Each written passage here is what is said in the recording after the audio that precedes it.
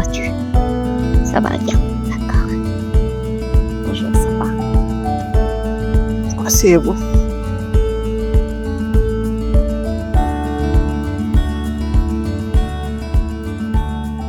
Bonjour Madame la Ministre, Bonjour. c'est un plaisir de vous avoir ce matin.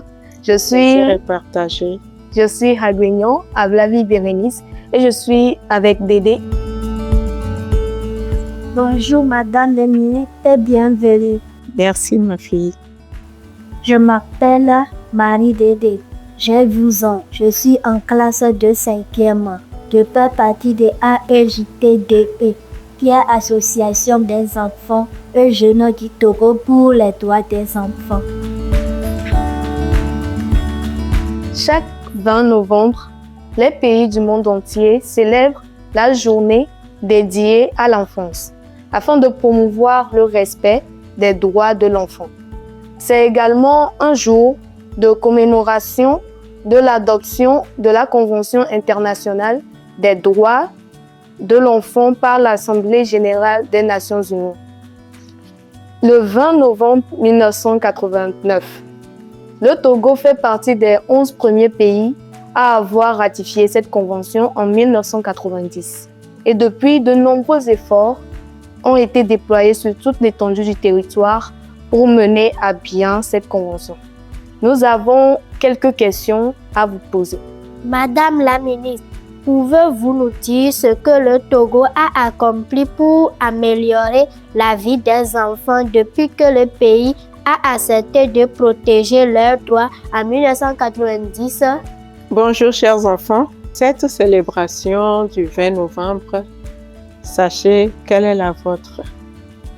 Je vous remercie et je vous félicite donc d'avoir saisi cette opportunité pour vous entretenir avec nous. Et comme vous l'avez si bien relevé tout à l'heure, le Togo a été l'un des premiers pays à ratifier la Convention relative aux droits de l'enfant.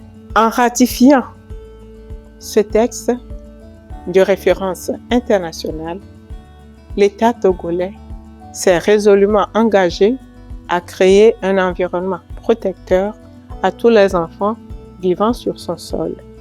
Ainsi, le gouvernement, sous l'impulsion du chef de l'État, Son Excellence, M. Faure Eswazimna Gnassingbé, a pris plusieurs mesures qui ont permis de réaliser des avancées significatives dans les domaines clés en matière de protection des droits de l'enfant. Il faut relever la mise en place de 1139 centres d'état civil dans les cantons et villages, la mise en place d'un comité technique sur l'état civil et qui a pour mission de conduire la réforme de l'état civil. Sans oublier, bien sûr, la gratuité de l'enregistrement des naissances.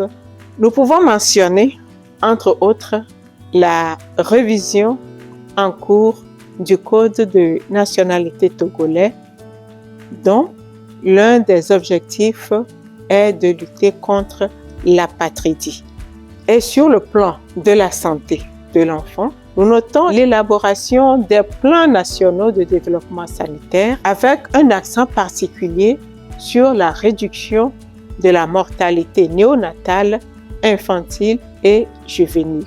On note également la mise en œuvre du programme élargi de vaccination offrant des vaccins gratuits aux enfants, la subvention de la césarienne, la prise en charge gratuite du paludisme grave, ceci au profit des enfants de moins de 5 ans.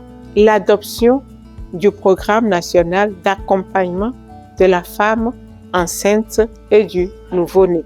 Et c'est le programme WESU.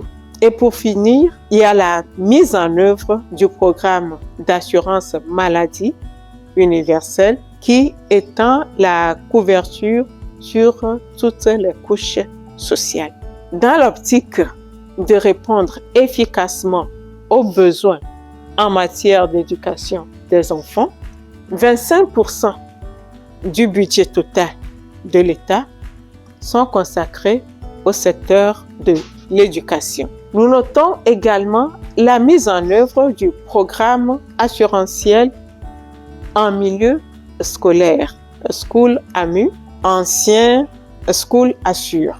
Il y a également la suppression des frais de scolarité et d'inscription aux différents examens nationaux.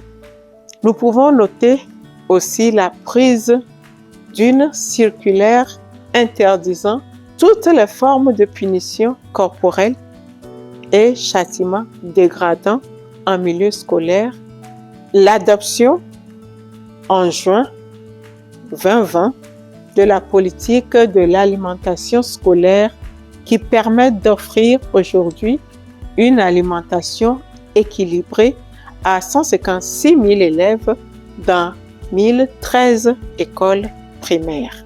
Le Togo, par ailleurs, a multiplié ses efforts dans la lutte contre les violences faites aux enfants. En matière de lutte contre la traite des enfants, on note en outre la signature de divers accords avec les pays de la sous-région et le Gabon contre la mobilité transfrontalière et l'exploitation des enfants. Sans oublier l'appui à la formation professionnelle des jeunes et des adolescents à risque de traite. En ce qui concerne la justice pour mineurs, il faut relever entre autres la transformation de la brigade pour mineurs de Lomé en centre d'accès à la justice pour enfants, la nomination des juges pour enfants dans les 5 tribunaux de grande instance et dans les 9 tribunaux d'instance à compétence correctionnelle et civile. Quels sont encore les grands problèmes que les enfants doivent affronter aujourd'hui au Togo et comment le pays compte-t-il résoudre cela d'ici 2030? Quels sont les défis à relever? Il y a d'abord la mise en œuvre du programme et des modules de parentalité positive. En outre, la mise en place dans les 5 régions du pays des antennes relais du système intégré de protection de l'enfant. On note comme défi à relever la poursuite de la lutte contre les pratiques traditionnelles néfastes, l'amélioration de la protection communautaire des enfants, l'élaboration d'une cartographie des crèches et garderies. Cette année, la journée spéciale des enfants porte sur le thème « Avançons dans l'inclusion, tenons les petites mains ». Pourquoi ce thème est-il important et quelles activités amusantes ou intéressantes sont prévues pour cette célébration? Chers enfants, retenez que le choix de ce thème s'inscrit dans la vision du chef de l'État, Son Excellence, M. Faure Eswazimna Gnassingbé, dont l'engagement en faveur des enfants est matérialisé dans les grands axes de son mandat social, au cours duquel il entend renforcer l'inclusion et l'harmonie sociale, consolider la paix, dynamiser la création d'emplois, moderniser le pays et renforcer ses structures. Et avec cette vision, le président de la République, Son Excellence, M. Faure Eswazimna Gnassingbé, entend poursuivre les chantiers de renforcement du capital humain, y compris l'épanouissement des enfants qui constituent la relève de demain.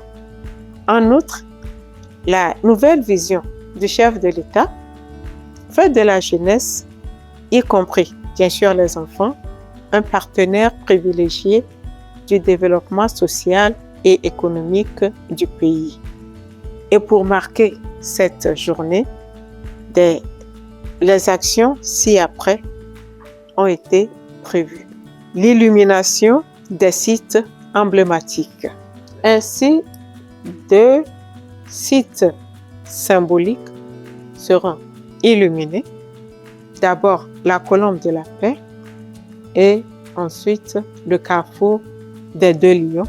L'organisation d'une table ronde réunissant les enfants, les adolescents, les organisations de la société civile, les organisations d'enfants et de jeunes, artistes, médias, partenaires techniques et financiers et bien sûr le secteur privé. Il y aura aussi un appui en kit de formation professionnelle ou d'installation aux enfants libérés des couvents vaudous et aux enfants à risque de traite. Pour que les projets en faveur des enfants soient un succès, il faut sûrement l'aide de beaucoup de personnes.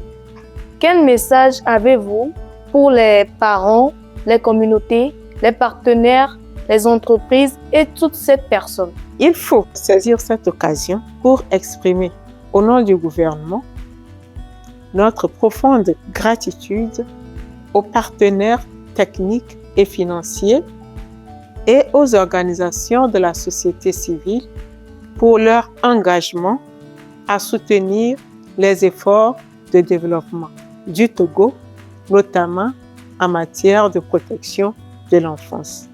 Je lance le même appel au secteur privé qui a un rôle important à jouer dans la réalisation de l'ODD 8 en faveur des enfants dans notre pays, notamment les cibles prioritaires en vue d'une croissance économique durable et inclusive. Bonne célébration à tous, bonne fête à tous les enfants. Je vous remercie.